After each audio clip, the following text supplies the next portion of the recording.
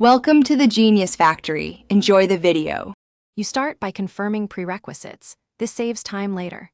Install Node 18 Plus or Python 3.10 and open VS Code. Once done, obtain your Gemini API key and save it in the VS Code secrets or N file. This keeps credentials out of Git. Then install the Gemini SDK or a REST client extension.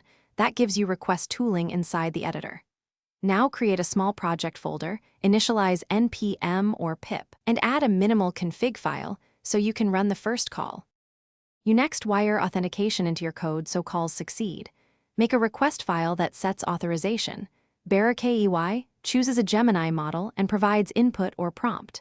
For Node, use fetch or the SDK client. For Python, use requests or the SDK. Execute the test call in the integrated terminal and watch status codes. If you get 200, parse the JSON response.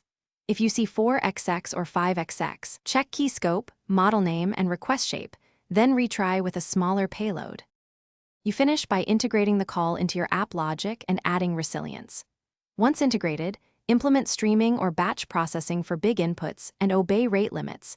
This prevents throttling.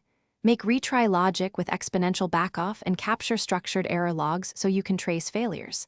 Finally, use VS Code debugger and inspect request/response logs to confirm behavior. If things go wrong, check the key, model availability, and content limits first.